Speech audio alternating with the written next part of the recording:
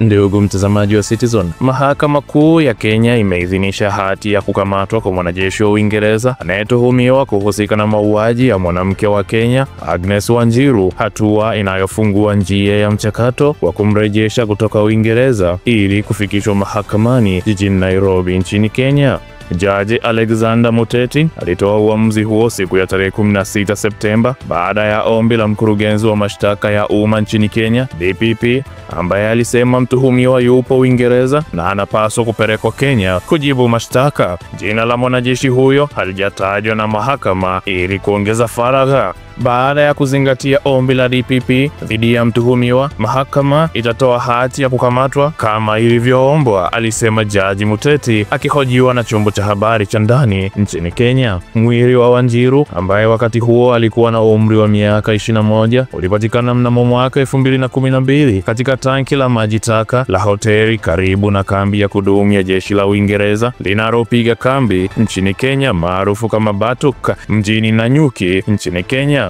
Agnes Wanjiru alikuwa ametoweka kwa wiki kadhaa baada ya kuripotiwa kuonekana akiburudika na wanajeshi hao wa Uingereza usiku mmoja kabla ya kutoweka. Ripoti ya uchunguzi ya mwaka 2019 nchini Kenya ilibaini kuwa wanajeshi wa Uingereza walihusishwa na kifo chake na ikapendekeza uchunguzi zaidi. Mnamo mwaka 2021, mwanajeshi mmoja anaripotiwa kukiri, lakini hakuna mashtaka yaliyowasilishwa hadi sasa. Madai ya uhalifu unaofanywa na wanajeshi wa Uingereza nchini Kenya yameibua mvutano wa muda mrefu kuhusu iwapo wanapaswa kufikishwa katika mahakama za Kenya au la. Batuk pia imekumbwa na lawama za ukiukwaji wa sheria za mazingira, hatua ambayo imechochea maandamano ya wenyeji karibu na kambi hizo za Uingereza. Wakili wa familia ya Wanjiru, Mbiu Kamau, amelaumu serikali ya Uingereza kwa kutoonyesha ushirikiano na kudai kuwa maafisa wa ngazi ya juu wa jeshi waliuficha ukweli na kumtorosha mtuhumiwa badala ya kumkabidhi kwa mamlaka za Kenya ili kufikishwa mahakamani. Familia haikuhusishwa ipasavyo katika mchakato huu. Hati hii ya kukamatwa imetolewa kwa namna ya kificho sana, alisema wakili Kamau. Aidha, wakili huyo alisema madai kwamba jeshi la Uingereza linakinga dhidi ya mashtaka nchini Kenya si ya kweli na ni batili, akisisitiza kuwa mahakama za Kenya zina mamlaka ya kumfikisha mahakamani mtuhumiwa yoyote bila kujali uraia wake, kwani uhalifu huo ulifanyika nchini humo, yani nchini Kenya. Mwezi Aprili mwaka 2025, waziri wa ulinzi wa Uingereza John Hurley alikutana na familia ya Wanjiru kwa mara ya kwanza alipokuwa ziarani nchini Kenya na kuthibitisha kuwa jalada la kesi hiyo tayari limekabidhiwa kwa DPP,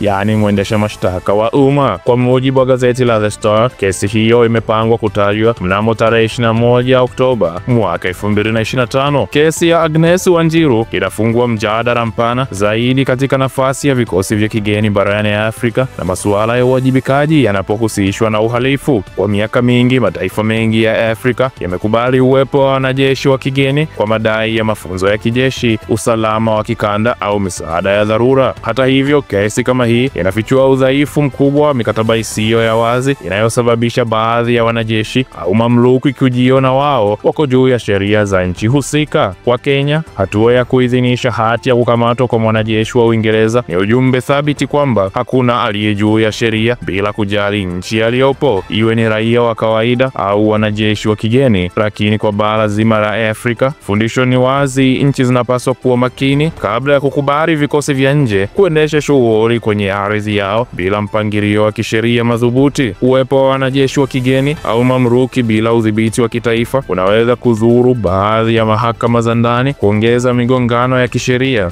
na hatimaye kuvunja imani ya wananchi kwa serikali zao. Afrika inalazimika kujiuliza, je, ulinzi tunaohitaji unapaswa kuja kwa gharama ya kupoteza uhuru wa kisheria wa nchi zetu? Hilo swali nitakuacha ndugu mtazamaji uendelee kujiuliza na kujijibu, na ukiendelea kutoa maoni katika ukurasa wetu wa comment section. Katika ulimwengu unaobadilika kila dakika, Citizen inakusogezea taarifa zilizo muhimu kutoka kwenye vyanzo vya uhakika kwa mitazamo ya kina na kwa lugha inayoeleweka. Hii ndio sauti ya mabadiliko. Hii ndio Citizen. Ndugu mtazamaji wa Citizen, tunaendelea kukukumbusha kutoa maoni huku ukifuatilia taarifa mbalimbali kutoka pande mbalimbali za dunia.